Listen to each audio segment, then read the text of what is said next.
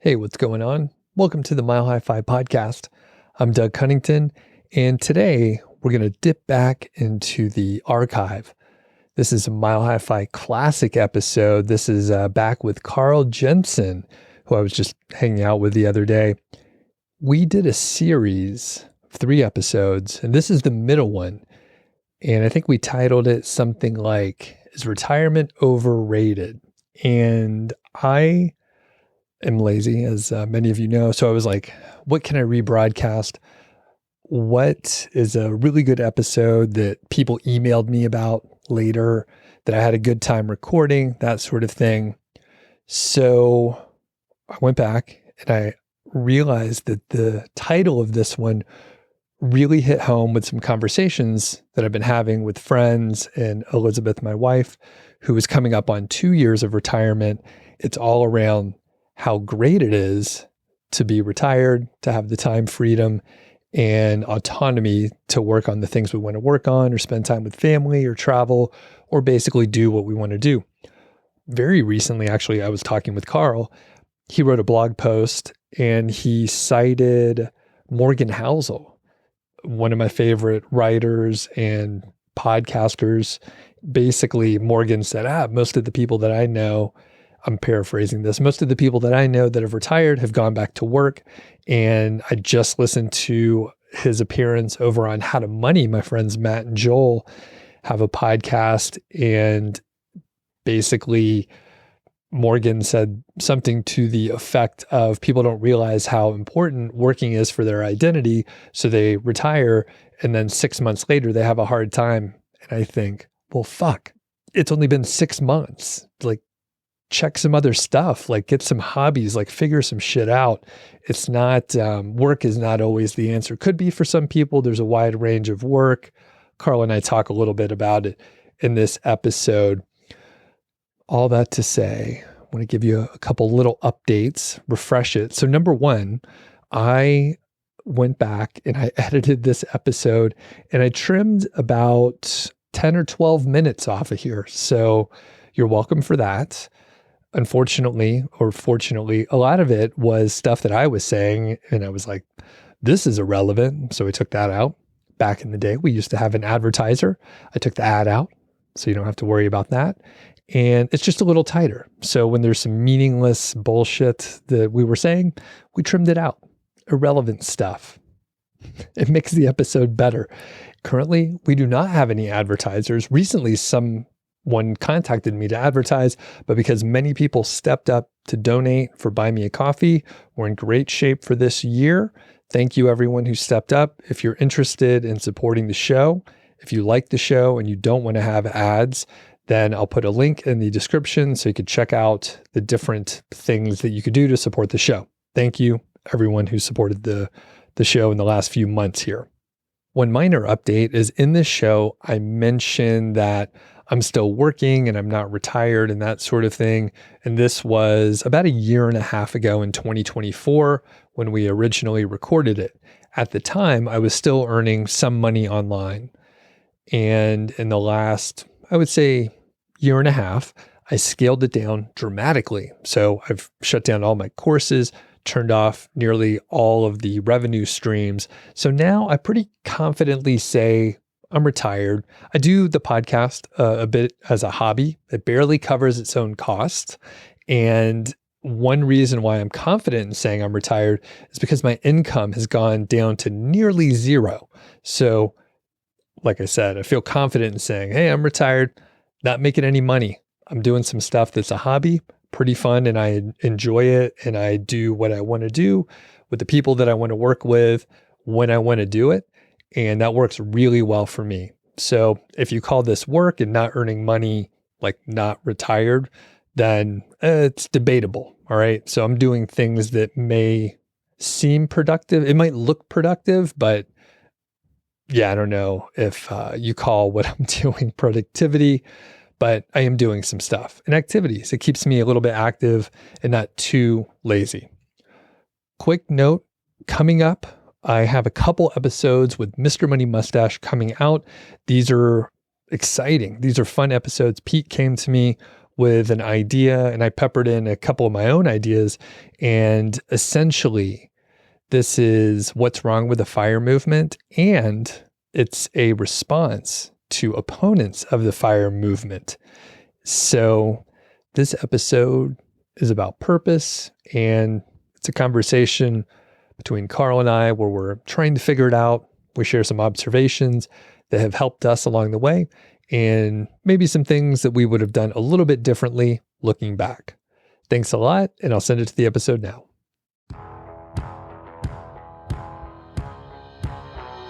Hello, world. Welcome to the MHFI podcast. I'm Carl Jensen with my co-host. I'm Doug Cunnington. Doug, today we're going to talk about finding purpose in life. This is what everyone wants to know because they're afraid of being bored. First, we're going to talk about why quitting your job itself might be overrated. Then we're going to discuss what your relationship with work should look like. Then we'll discuss our best tips for preparing for retirement. Then we'll talk about how to live your best retired life. This is part 2 of our series on happiness. Okay, so before we begin, there's a couple of things I want to say. And number one is, if you're listening to this podcast thinking we're going to tell you what your purpose is, we can't do that because just like happiness, it's complex and it's different for everyone. But what we can do is help you set up the conditions for finding your purpose. So when you listen to this show, we're going to be talking about work and your relationship with it. And that might not sound like a way to find your purpose, but we're setting up the conditions in your life so you don't build your life around your job, so you build your life around your purpose instead. So that's why we're going to be talking about some of this stuff, which might not make a lot of sense initially, but hang in there. It'll all make sense eventually. Before we get into it, I thought Doug and I should tell the audience what FIRE life looks like for us. So Doug, what does your life look like? Well, and to clarify, I haven't really retired. And if you've listened to all the other episodes, you know, I had a corporate job for about 10 years. I got laid off, and then I became self-employed, basically. So it's been a weird blur of self-employment, which I worked really hard for a few years, and then I've slowly scaled it down. So I'm continuing to work, but it mostly looks like what we're doing right here, or sitting at a computer typing a little bit. So I'm not really retired, and I'm not sure that I'll actually retire. And I'll always be able to say like, oh, I'm working on some little thing on the side, perhaps a sabbatical here and there. But my FI life, my wife did just retire. But generally, I noted sleep as number one because it's when I've lacked sleep in the last couple of weeks, I noticed it immediately. So sleep is super important. That is a core piece of me being happy and pleasant to be around. And exercise, I was telling you earlier, Carl, food and cooking, like we don't talk about it a huge amount, but that's probably 1/3 of my brain capacity goes to thinking about food or cooking or acquiring food to cook.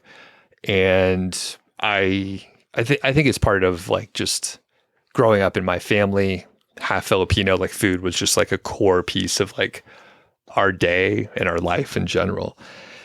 Creativity, some sort of reading, some kind of writing, maybe some hobbies like hiking or exercise or guitar. I've been spending more time with guitar. I haven't played anything for you recently, but I've gotten better over the last couple of years.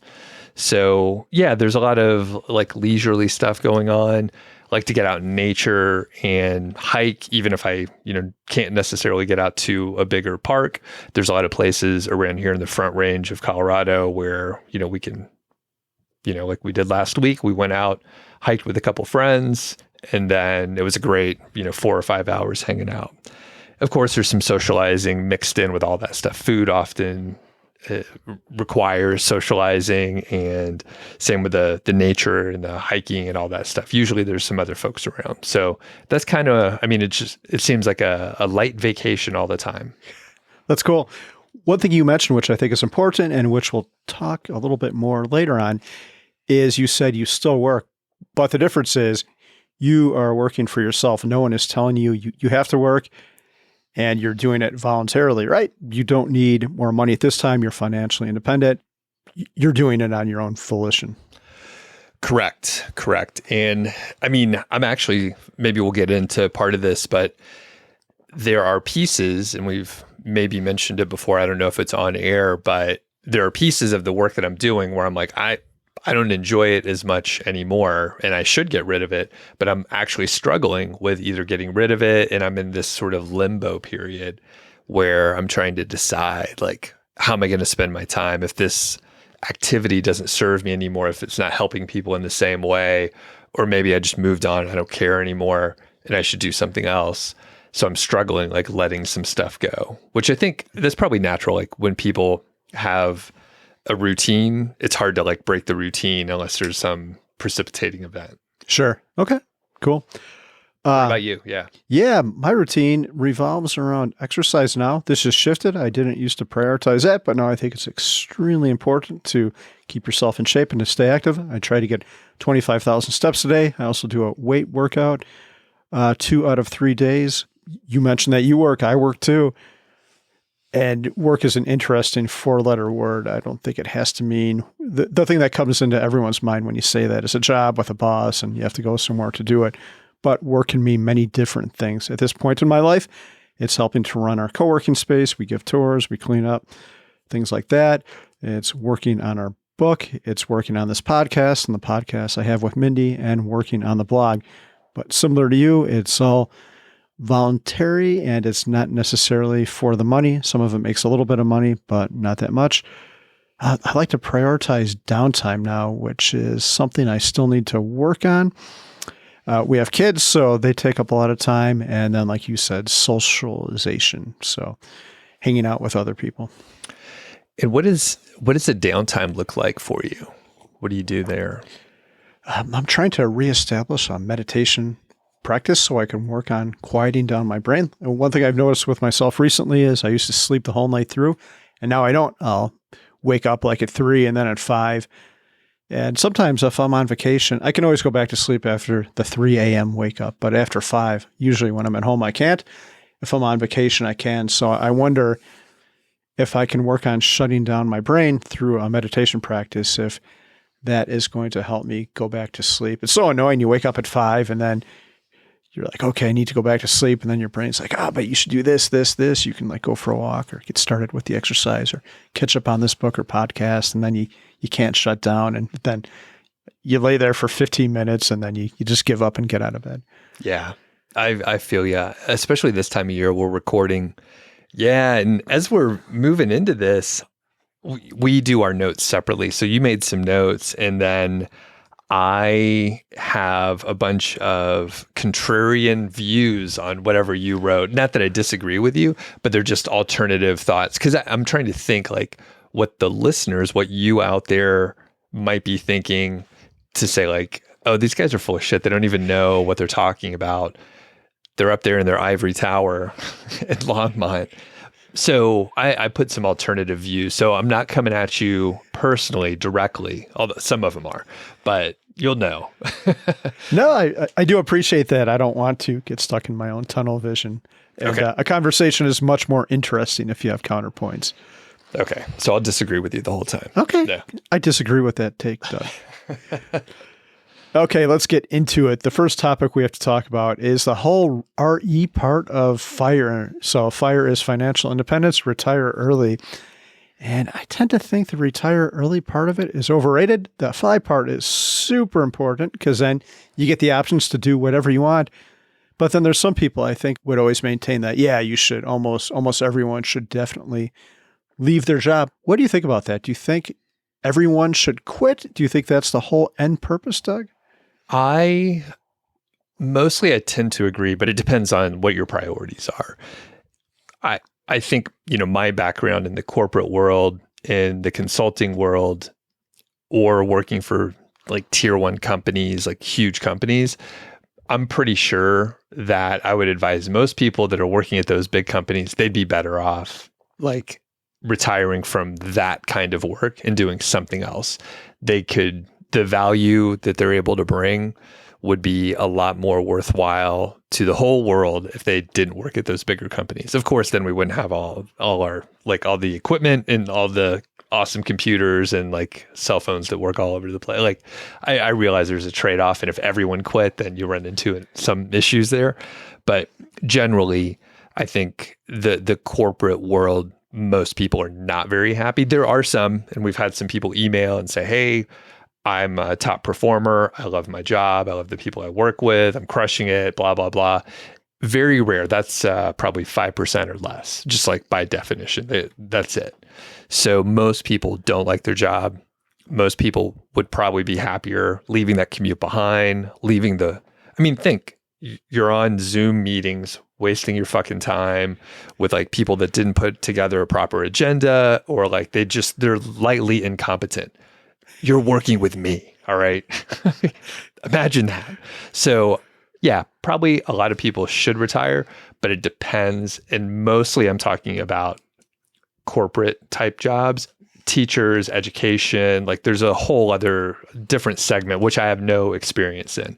And those are completely different, and they bring different value to the employee, I guess. Yeah. You mentioned an interesting number. You said 5% or less of people you think like truly are in love with their jobs. I mean, like 90% of stats are made up.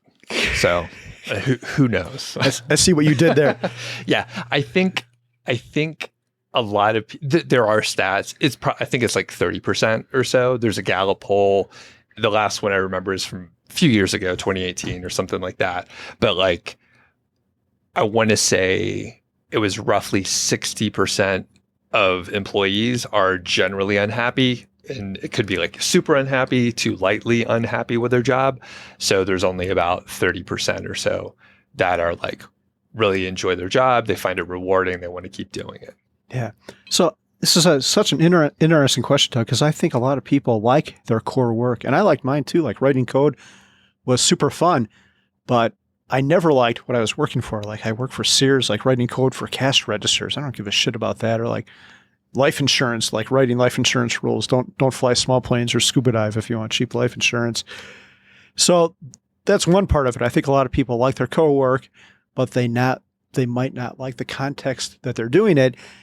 And that aside, you've got time limits. You can't work whenever you want to. Like most jobs are going to require you to be there for a certain amount of time, or they're going to want you to get a project done in 3 months. So you're going to have to be online or whatever. So there's all these rules that go around it. So even if I really would have liked my coding and really liked the coding I was doing for, I don't know what, maybe a car company or something, I have no idea, something that would have been actually interesting or an industry that gave me joy, you still have to be there. I remember working at my job, my last job when we lived in our previous house. I could look out the window. It was in back of me and see, like we could see the mountains, like Rocky Mountain National Park out my window. So sometimes I'd be having a good day writing code, and then you turn around and look at the window and see that. You're like, well, the job is okay and kind of fun, but I'd sure as hell rather be outside. So when you said that 5% or less number, I was thinking like 1%. And the definition of that would be someone who would do their job even though they're super rich, or they would do their job for free. They would give all their money to charity or just show up and do it. I've only had one person say that to me in my entire life, and he was an anesthesiologist that I met at CampFI. He said he loved his job so much, he wants to do it forever, even if it didn't pay him anything. So I don't know what is so rewarding about putting people down, but good for him. And the other way to frame it too, right? Like I said, I work, you say you work. We could probably do this indefinitely, right? We're going to do this show until we're like 90, right? No, but basically, like, because we've designed the work that we want to do, we can kind of do it indefinitely. And if we're like, you know what, like we're done with this show, then we can move on to other stuff. Or like, if you're like, I want to stop doing the show with Mindy, for example. No, I'm just kidding, Mindy. I know she listens to this show every episode. I think it would be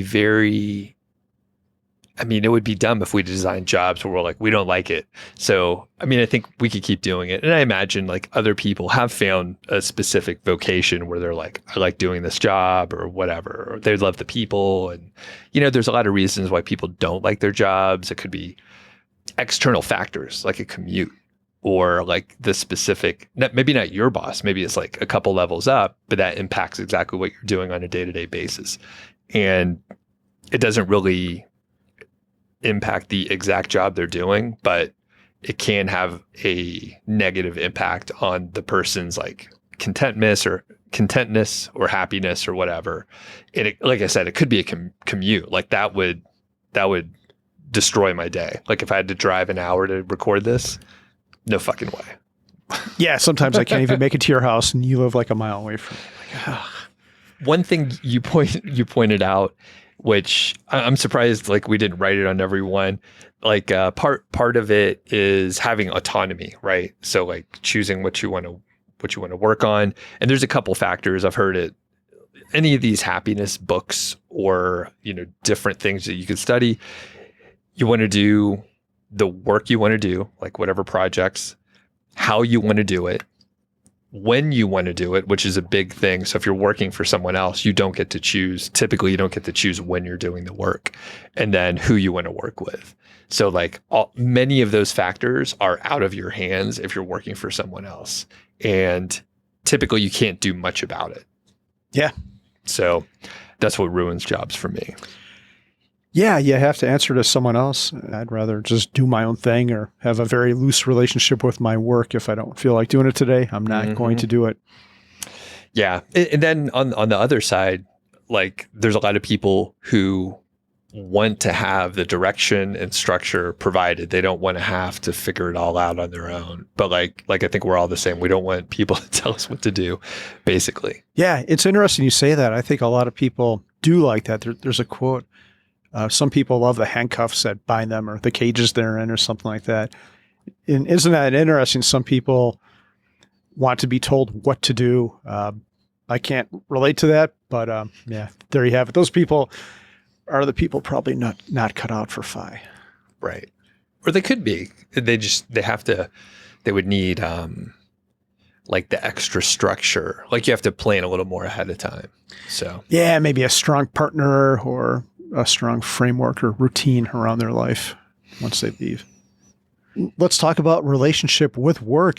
Doug and I don't work, or we kind of work, I guess. I feel like calm, especially when I do work. Yeah, it's sort of work, but not really. Not like y'all work where you have to go to a place or be online for 8 hours a day and be online at a certain time and have meetings and Zoom calls, like you said, Doug, and all that.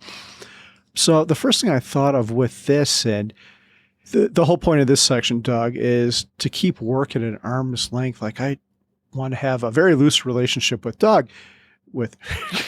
God, I do want to have a loose relationship with you.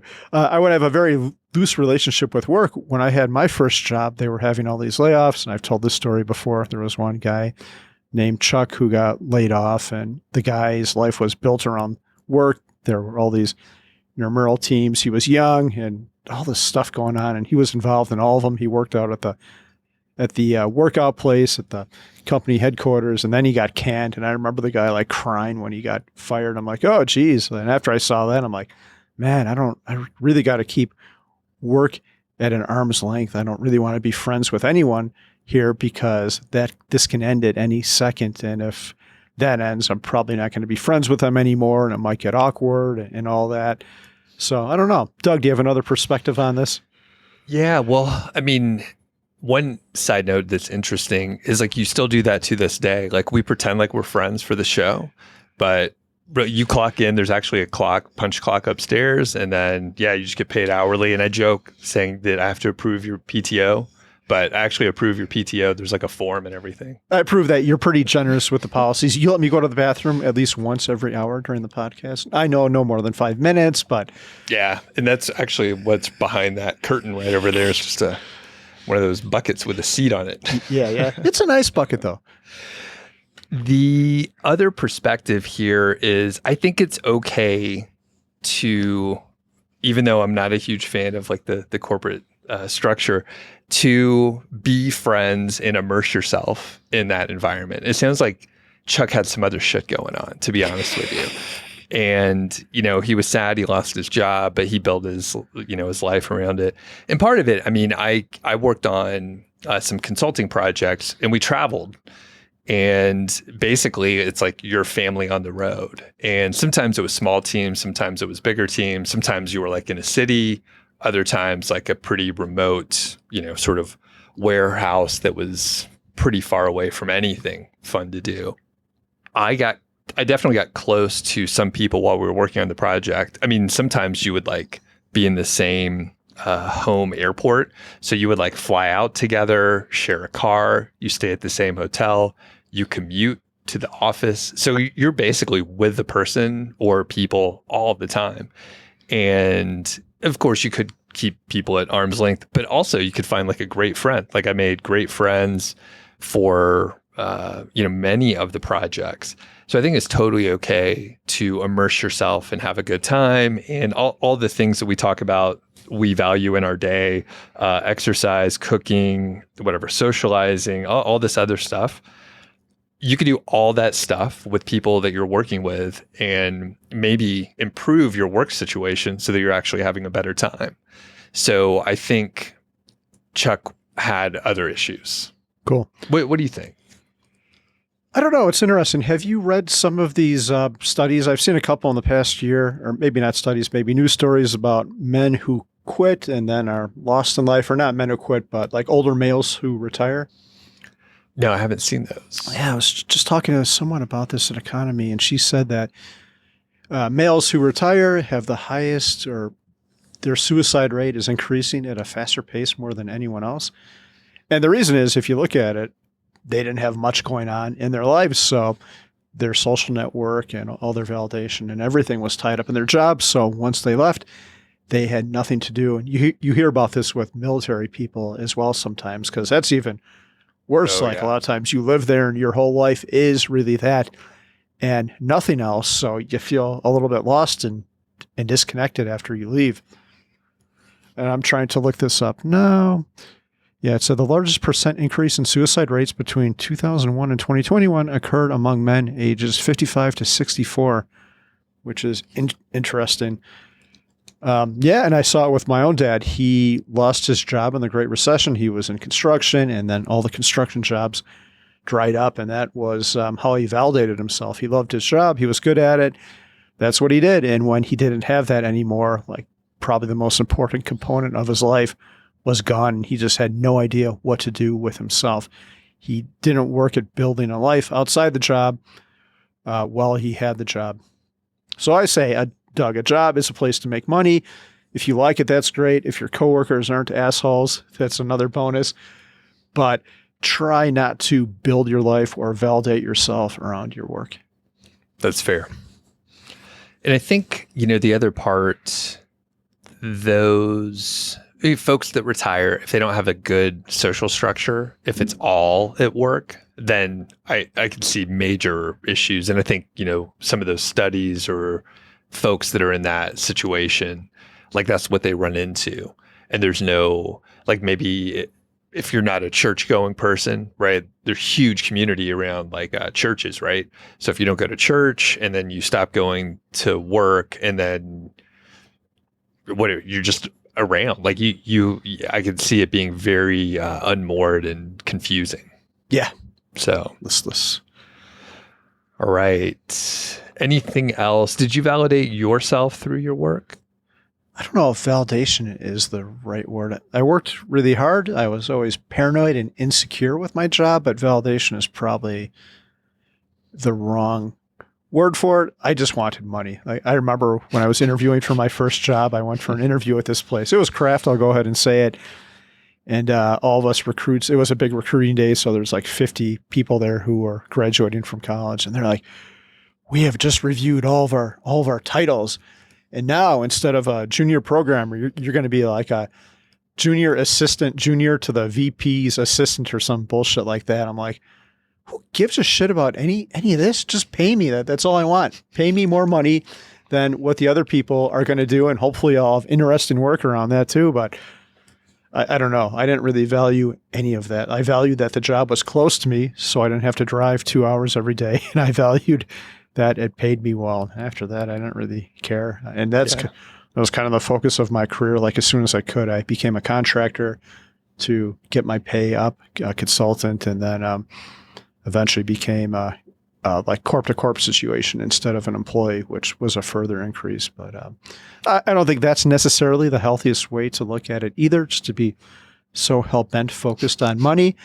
But I guess it worked out okay for me. Okay. Yeah, you were like a mercenary. You're like, I'm not making friends around here. Fuck all you guys. And yeah, you call me the janitor. Just pay me more than these other assholes over here. Yeah, call me the head shit toilet cleaner. I couldn't care less what my title is. How many years did you have a corporate job? Oh, man. A corporate job like before being a consultant. I worked for a little bit less than 20 years, and that was probably 3 or 4 years of my career. So most of the time I did consulting. But overall, you worked for about 20 years? Yeah. Okay, got it. Cool. Doug, let's talk about preparation for retirement. So I knew at the end of my career that I was going to do this early retirement thing, but it still gave me a lot of anxiety because the thoughts that were going through my head, like so many others in our audience, were like, what am I going to do with my time? This job and my life has consumed everything. And all of a sudden, I'm going to have this big vacuum of time. So one thing I did is I made this list on my phone. I think I still have it, although I don't look at it much anymore. I started making a list of all these things I could potentially do in retirement. And that eased my anxiety. And I'm kind of silly for having anxiety in the first place, but I'm going to see if I can bring this list up right now. Oh yeah, here it is. I found the list. I've got books on here, movies, all kinds of house projects to do. And this thing is huge. I think I've almost like filled out the Google Keep doc as long as you like. It's got as many words as I could put in there. And I don't think I've looked in this thing in a year or two, but doing this and the exercise of doing this made me consider what life would look like in retirement and put down my anxiety a little bit. But I'm looking at this and I haven't gotten to any of it. I don't think I ever will. Oh, Doug, there's say house projects. Really? Have you done any of those? Yeah, I have done most of those. Unfortunately, like all the good things, I haven't gotten to any of this. Become a better guitar player, photography, video games. I've hardly done that. Exercise, okay, I've done that. Yeah, I've got books, and I don't think I've gotten to any of those. Like you're talking to someone, and they'll give you like, read this book or read this book. And so it was like a brain dump situation, right? So you were a little anxious about the void of time. You wrote stuff down, and it didn't even matter if you looked back at it, right? Like you just felt better when you wrote it down. Yeah, that's correct. And knowing that I had that in my back pocket, like, okay, if I sit around and I'm bored one day, I can just pull out this list and pick something from there and go do it. Yeah. Okay. And do you remember if you actually did reference it, like in the early, few months or something? I don't think I have. Like, I hope I get around to it someday. I'm like 7.5 years into it. Maybe someday I'll look at my list and get to some of that shit. Okay. All right. Okay. So another way you can prepare for retirement is, I think the whole way, Doug, that we do retirement in the United States is screwed up because we work hard. And usually what we're at the end of our career, we're doing the most important work. If you're in corporate America, you're up to like management or whatever, you might be a VP. And then all of a sudden you're just going to stop doing that and do whatever comes next. So you're doing the most profound work of your life, probably the most important. And then you're asked to do nothing at all right after that, which I can see is very disconcerting and why people would be listless and really struggle with this. And one thought I've always had is like, you wouldn't buy a car without test driving it. You wouldn't buy a house without checking it out and having an inspection, but we retire without any practice and without any test drive. So my suggestion for anyone, if you could hook this up, is to try to go part-time or take a sabbatical or take a leave. We have a friend right here in town who gave his leave from work last week. He told them, I quit. And one interesting thing is they're like, whoa, not so fast. What we can do is we can give you 3 months of you leaving. So you've left the company, but we're going to continue your health insurance. You still have to pay like your part, but you're going to still be like an employee. You're just on leave. And if you want to come back at the end of the 3 months, you can. And I don't think there's any chance he's going to, but he's like, why would I not do this? They're going to give me subsidized health insurance for these 3 months or whatever. Which brings me to my last point. Be a good employee, because if you're good, your work is going to try to find some way to accommodate a part-time situation or a sabbatical situation, where if you're not a good employee and you tell them this, they're just going to be like, get the hell out. And by the way, you don't even need 2 weeks. You could just leave right now. So being a good employee will open up more options like this to you. Although He's still chained to the fucking job. Congratulations to him. I didn't know he did that, but he's been talking about it for a couple of years. Yeah. So that's great. A couple things I want to challenge with you on this one. So you mentioned at the end of your career, like you're often doing the most important work, but important to who? Like the company? They're like making the most money from you at that point in time. So unless it's actually important to you or what your purpose is, then it is completely irrelevant to me because I don't care. Like you shouldn't care about like the company's bottom line because they'll fucking lay you off. They don't care about you. Like I don't know why that's in people's heads. That's bananas. Yeah, I agree. And that's why we talked about trying to separate yourself from work and not validating yourself. But do you think most people are like that? I think most people want to climb the ladder of their work and achieve these things. I don't think most people, when they go to work every day, are like, I can't wait to be out of here. But you know what? Maybe some people are like that, but I think a lot still want the validation and recognition of climbing the corporate ladder. Fact is, we've both been out of it too long. We have no idea. So I would say there's probably like, depending on the job and the company and how long someone worked there, like they may be eager to climb the corporate ladder. But obviously I think like some of the younger generation, younger than us by whatever, decade or two, they are eager to not do as much work and maybe work from home and like have a more flexible schedule. And they're like, just pay me. I just want to have a little freedom and I want to work from home. So I think that's probably a thing. What do you think? Okay. I hope so. I hope it's changing. I remember with my job, especially when I was in corporate America, you would have your annual review. They'd be like, where do you see yourself in like 5 years and all this crap? And I'd always tell them what I thought they wanted to hear, like, oh, software architect or whatever. But really, the real answer was, I just want to be in my cube doing just what I do now and hopefully talking to you even less. Like, I don't care if I don't talk to anyone for the entire day. I just want to come here, write code, and leave and have you send me direct deposit that money like every week. And that's all I really care about. But I don't know how many people think like that. It's probably more prevalent with tech workers or engineers who really do like their core work. But even them, a lot of them get forced into management, even if they don't want to. Right. Yeah. Yeah, it's a tough one. And I mean, like at the right place, like being a good employee, and it does potentially give you options. But the question is the opportunity cost worth it? So, yeah. So it depends, and you never know. Because the thing is, like the person that we're talking about, he could pay for his own health insurance, right? Yes. Like it doesn't actually matter. Yeah. And the thing with him is like it's such a small amount. It's like it really doesn't matter. Yeah. So just to be clear though, he is going to be done with his job like next week, and he doesn't have to do anything. Like he doesn't have to report to them or anything, but they're still going to give him like the subsidized health insurance. That's right. I would do that 100%. Yeah. And then at the end of that period, he just has to tell them that he's not coming back. And I'm like, do you think you can get that extended further? Because that sounds pretty cool. And he said he didn't think so, but we'll report back. My last point in preparing for retirement is to build a rich life outside of work. Now, it's going to be a lot more difficult, especially if you've got kids and a busy life, but there's no reason why you can't start trying to find your purpose and working in your hobbies and doing all of that stuff right now. You don't have to wait till you quit.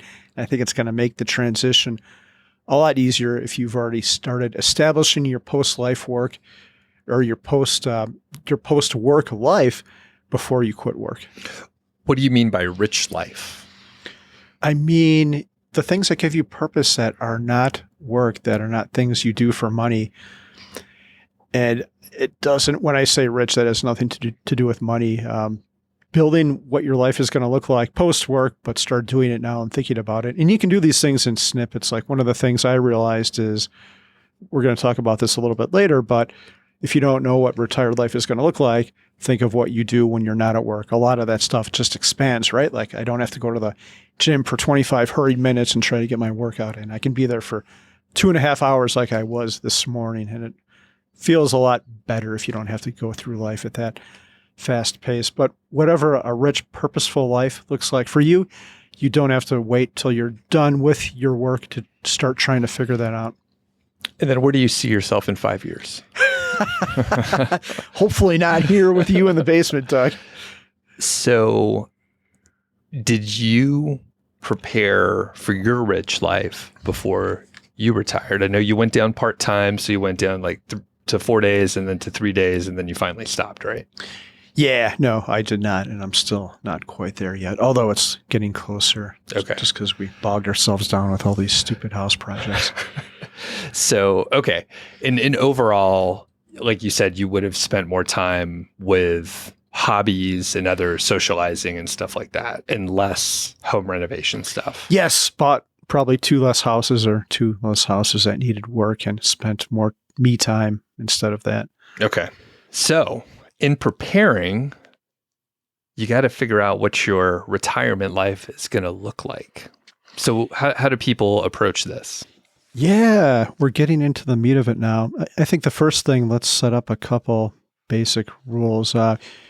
You should acknowledge that successful retirement is going to be work in itself. You can't just quit and expect these things to come to you. You're going to have to work on it, do experiments, figure yourself out, talk to people, and that is going to be work in itself. But you need to let yourself off the hook because you don't have to have it all figured out right now. The fun is in the journey and doing these experiments and figuring out what resonates with you and what doesn't. And finally, it's going to be different for everyone. What resonates for you is going to be completely different for someone else. You might want to volunteer or go hike the El Camino or whatever all these earlier retirements do, and that might be someone else's nightmare. Do you have any interest in hiking that Camino?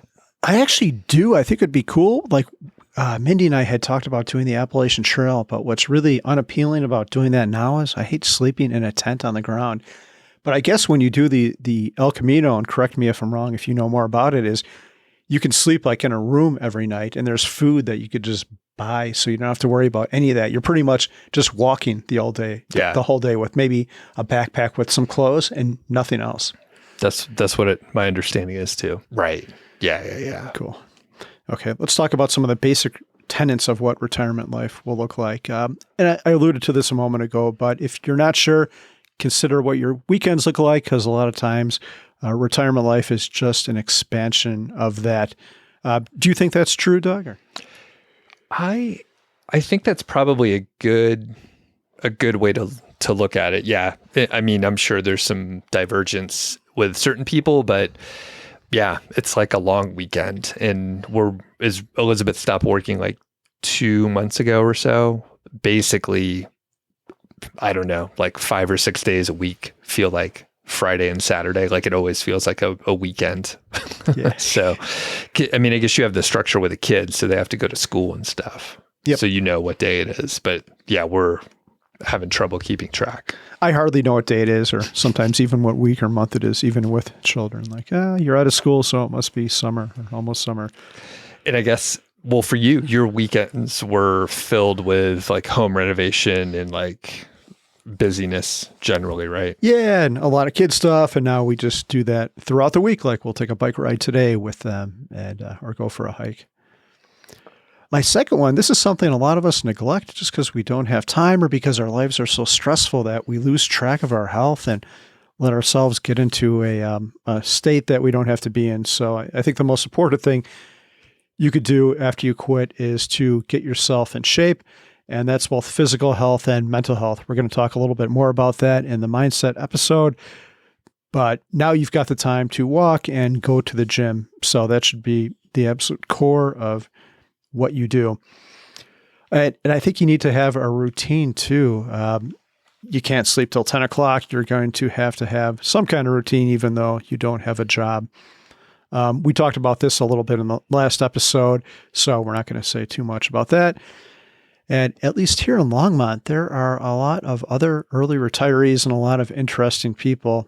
Social network is very important. We're going to talk about that in a future episode. But one interesting thing is, I think we're pretty fortunate, Doug. There's a lot of things going on, a lot of people, a lot of parties, a lot of interesting projects and work. And I used to say yes to all of that. And then pretty soon you've got like 36 hours of stuff to do, even though you only have 16 waking hours in the day. Yeah. Have you struggled with that at all? And I noticed you're better at controlling yourself. We were at a mutual friend's get together yesterday and you left before anyone else. Yeah.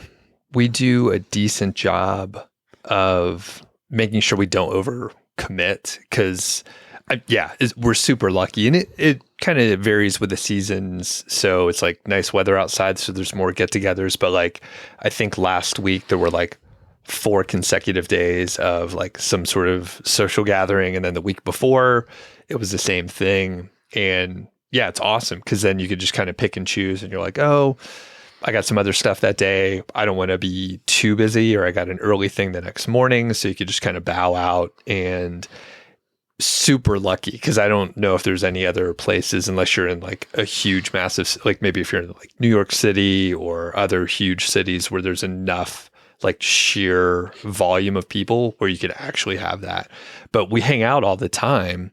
So everybody kind of is, I mean, it's like an old neighborhood, or it's like Cheers, right? You just kind of roll in, say hello, grab a beer, and then stay for a little while and then head on out, you know? Yeah. It's crazy. You're working on not doing too much stuff?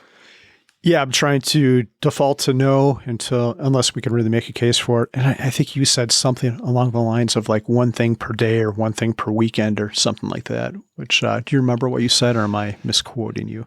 No, that sounds about right. I think Pete says something like that too, where it's just like, if I could just get like one big little project done, that's good. But yeah, if there's too many activities, then I mean, it's just stressful. It's stressful for the whole day. Because here's the thing, something's going to go wrong. Traffic's going to be a little bit longer than expected. If you're cooking something, like something's going to go wrong. Not all the time, but like half the time, whatever you think is going to happen is not going to happen. So it just fucks up the whole day. So yeah, just one thing is better. Yeah. And if you've got that buffer of time, you can recover from whatever that thing is that goes wrong. Yeah. Cool. Yeah. Yeah, moving on, let's talk more about what retirement life is going to look like and how to execute it successfully. I like this one a lot. This is one of your points, Doug, to redefine success. I think this is really important because a lot of people still pursue the money. Like, how many people do we know who have retired or they claim to have retired? And then they're like, oh, I've got this Etsy side hustle or this and this and this. And they move right on from their formal job to giving themselves another job. It might be a lot better because they have autonomy, but they're moving on to making more money. Their goal is money and not living life. So I think everyone after they quit should be forced to do something where they don't make money for maybe 6 months, or that would be a good experiment for everyone. And then if you really feel that's important, you can pivot back to that. Right. And one good way you could kind of force yourself into it, and I'm looking forward to the time when we're going to do this, Elizabeth and I, when you're doing Roth conversions. So you're moving money from your IRA over to your Roth, and you don't want to have, other income, especially not significant income, because you'll be taxed at a higher rate as you make the conversion over to the Roth. So is that on your horizon? I don't know if you guys have a lot of money to move over. Yeah, we will probably do that. Our 401ks are our biggest account now. But I don't know. We might just be able to live off our post-tax account until we're actually old enough to hit up our 401ks. Right. Is there some value in moving it over sooner, though? I don't know. That's where you get an advisor. Right? Yeah, I think there would be. A real quick side diversion is if you think RMDs are going to come up in your future, then you'd want to start moving that money out ASAP. Yep. Yeah. And you'll probably want to do that then. Yeah, I think so. We will need to do it. It's just a matter of when, and you still have some income, so it's not super on our radar. Yeah, this next one I like a lot too, and this is something you've talked about, Doug, is finding your flow state, because I think you know your true purpose when you get into your flow state. Do you want to elaborate on what a flow state is? Yeah, I think people can look it up a little deeper, but at the most basic level, the way it hits me is like you're working on some activity where you lose track of time, and you could just do it for many hours, and it feels good. It feels effortless, or at least positive, and maybe not effortless. So for me, there's a few of them. One, playing guitar. I'm not super great, but it really engages my mind. And once I get into a rhythm, I literally will think I'm going to sit down for like 5 minutes and play, and it'll be 2.5 hours. Like it'll just fly by. It's insane. Exercising is another one. I don't run anymore, but when I would run, I would often be able to, run for whatever, hour and a half, 2 hours or something. And it just kind of blurs by. Hiking is like that now. Working out at the gym, occasionally writing can be like that. It takes me a little while to get in the right frame of mind. But once I get going, then I can keep writing for a few hours and just lose track of time. So do you have any other things to add either to the definition, and then curious what your flow states are? Yeah, flow states are super interesting. I actually hadn't thought about them too much until you mentioned it on an earlier podcast. And then I realized that I get into them frequently, but I hadn't really realized it or appreciated it. So I think people need to pay attention to themselves and realize when they're in these states and realize the value of them, and that this is where they should focus their time, because that's when that's what really moves you, and that's when you have your true purpose, when you're in this flow state. Yeah, for me, writing is definitely the top one, and I would say walking, and which we'll talk about here in a moment, and thinking. Sometimes I have really great thoughts when I'm out for a walk, and sometimes pooping as well, but mainly walking. You'll lose track of time. You're just like, oh, I've been in here for 45 minutes. And he's like, get out of there. I need to be in there. And I'm like, oh, wait, let me write this down. We talked on the previous episode about experimentation. How do you know what you're going to like unless you try lots of different things? And the great thing about fire life is you've got the time to explore yourself and to try different stuff. If it doesn't work out, quit whatever it is and do something else. Can you think of anything you've experimented with, Doug, that you quit or that hadn't worked out? And I could think of one that you used to do that you do less, your beer judging. I don't know if that's a valid example, but. Oh, yeah. I think we talked about it last episode a little bit, but yeah, it was time to move on. I can't think of, and it wasn't really an experiment. It was like, for a while, it was a huge hobby, a bit of a lifestyle, just because like a lot of my friends were from the beer community in general, the brewing community. And I can't think of anything super recently, since I moved to Longmont, where I've checked it out and it didn't pan out. How about you? Yeah, I'm trying to think too. And I can't really think of a great example, maybe just because we've been busy and I haven't had time to try new things. And you know what? I bet we have. And if it didn't work out, we just don't remember it. We just moved on. So. Yeah. I know I do mini experiments all the time with my routine. Like I'll try to do things at different times of the day. I'll try slightly different tweaks for my workout, try to cook things differently. So I'm always doing little experiments like that constantly. Nice. And you are the avid walker. Next time you're bored, go for a walk. Don't look at your phone. Don't do anything. Maybe bring a notebook and something to write with. And it's amazing, like your brain wants to think and do things. So when you haven't given your brain anything to think about, it will come up with stuff. So I think some of my best ideas, my best creativity happens when I go for a walk and see what happens. Do you listen to something, or are you just walking and thinking? Sometimes, that's interesting. Sometimes it doesn't work as well if it's completely silent. So I'll listen to even a podcast with words, but then my mind jumps away and I'll find that I'm not even listening to that anymore. It's just on in the background. And that's what works for me, but it could be different for anyone. Sometimes I like classical music too, like not words, because that can distract you. Okay. Yeah, and I do a lot of podcast listening, but every now and then, I would say maybe like 30% of the time, I won't listen to anything and just walk. And usually I feel less stressed out. Yeah. Not that podcasts make me stressed, but sometimes there's something in there where I'm like, oh, I should do this or do that. And sometimes it's nice just to walk. It's nice to walk and force yourself to look around. Like I'll try to take a different route every time and try to make myself notice things, like whether it's architecture or someone's garden. I was just looking at the people on the corner over here who had someone do beautiful work on their house. You ever notice those people? Or I don't know which one. Yeah, there's a lot of corners. It's at the end of your street. You'll know when you see it. They've got like a little bridge in their yard. It's pretty cool. Oh, okay, man, it's super nice. So yeah, go for a walk. Our next suggestion for building a successful retirement life is really leverage your community, make friends. And I'm trying to think of some of the opportunities that have come into my life as a result of building community. I'm part owner of a co-working space, the HQ in downtown Longmont. I have this podcast because I met you, and I think we met through the HQ, which is interesting. And I've had lots of public speaking opportunities, which is great. All these things have improved my life, except maybe this podcast. This is probably a downgrade for my life, but I'll push through it. Just kidding, Doug. So yeah, your community can definitely give you ideas and lift you up in retirement, and just give you cool people to hang out with, if nothing else.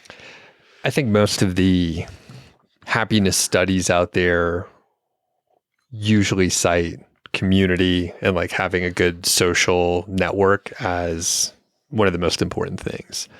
So, back to your point earlier about the retired males having like a growing suicide rate, like I think it's probably related to lack of community. Yeah, I think that's exactly it, especially when their partner passes and then you just find yourself alone. A lot of people, unfortunately, they don't have good relationships with their kids, or their kids live in another part of the country. So all of a sudden you're just lost, which is not good. Yeah, and the last thing I'll say about this, and this comes from Diana, who does EconoMe, there's so much going on. If you can't figure out anything better to do with your life than your job, it's probably from a lack of creativity and effort. There's just so many things to do. My list that I alluded to on my phone has hundreds of things. Most of them I'll never get around to. I'm a pretty boring, I don't find myself creative. I suck at playing instruments, but still, the world is huge and there's so much to offer. I can't imagine that, I would never go back to work. They'd have to pay me a super severe amount of money, and it would just be for a very short amount of time. But yeah, I can't imagine ever going back. And I want to rephrase, not that Diana phrased it exactly like that, I don't think, but I'm going to take it in a different spot. It's what I'm reading here. It says this is from a lack of creativity and effort. And it feels like someone is sad and we're blaming them, right? So a lot of times if you just start some action, you'll start feeling better. Whatever it is, it could be exercise. You're like, oh, I want to learn an instrument. So you can, rent an instrument, take a few lessons, do the experiment, right? Maybe it turns out you hate the thing that you thought you were going to like. Don't buy the sailboat, take a sailing class, take a little piece and start taking some action and moving forward. Because I imagine if people are in a spot where they can't think of any good ideas, they can kind of spiral out of control. So a good thing to do is start taking action versus just saying you lack creativity and effort. Get your shit together. It's your own fault, which, we're responsible for our own shit. But do you have anything to add for tips on how someone could start moving forward? Oof. Yeah, that's a hard one. Yeah. And I didn't mean to be judgmental with that, although I'm sure I sounded. It's the whole show. Yeah. 0 stars on Apple Podcasts. I would say go for a walk, see what comes to you, and really be introspective and think about what moves you deep down. And this can relate back to your job. If there's parts of your job that you really like, maybe you don't have to stay at the job. And we're going to get to this actually in a moment. But maybe there's parts of your job that you can incorporate into your life, even if you're not working at that place anymore. And it's a great starting point. I would just tell people not to have anxiety. I heard this from one person who retired, who didn't have anything to go to. She was just not happy with her job, so she left. And it took her a couple of years to figure it out, but she said she was so happy that she didn't have anything to transition to, because that really made her do the work and be thoughtful and figure out what she really wanted in life. And she's in a much better place than she would have been had she had something to transition to. So you don't have to have the whole thing figured out. I don't have anything figured out. 5 years from now, life might be completely different, and it's okay. You just have to be okay with yourself and give yourself grace and know that it's going to work out. And if it doesn't, you can just go back to your job. Yeah. So just to close up this part, if leaving your job gives you anxiety, no decision is permanent. Like I said, you can always just go back to your work, especially now. There's a real shortage of workers, and you might be able to work out something like I know the big tech companies, if you leave in good standing, they'll take you back. And some of them put parameters around that, like a year or two. I think Apple specifically does that. And if they know you're a good worker, they know good people are hard to find. So it's not going to be an issue going back. But again, and if you really love your job, maybe there's some way you can incorporate the parts that you love into your life after work. I always thought with myself that I would do some coding, and I still might do that, although I've been saying that for 7 years and I've never gotten back to it. Doug is shaking his head. But that's maybe the lie I tell myself. Yeah. Yeah, you're probably not going to do that. In the course of this podcast, we made a separation between working life and post-work life. But your big goal should be to live a purposeful existence no matter where you are in life. There's no reason why you can't find your purpose and be satisfied even if you have a job that you don't quite like so much. You should be working on this thing throughout your life and not waiting until you retire to really pursue purpose and the things you really like. A job can give you this purpose, but there's going to be a lot of compromises with it. You have to be there for a certain amount of time. You might have to work for or with people you don't like. And that's where the FI part comes in. That's going to give you options. So your first goal should be to get that down, get the money down so you never have to be in a situation where you don't want to be. And that's the real value of FIRE. It gives you the opportunity to pursue the pure version of yourself and not to be stuck in situations that you're unhappy with. And one other final thought, and really it kind of wraps it together, I think. When you do have the job, you can start testing and developing your hobbies. So when you do stop working, you have the rich life that you were describing before. So you have that structure, whether it's specifically like solo hobbies or it's the community and being, more active in your community and have like the social network so that you're not sitting around by yourself. Yes. And you got your folks around you.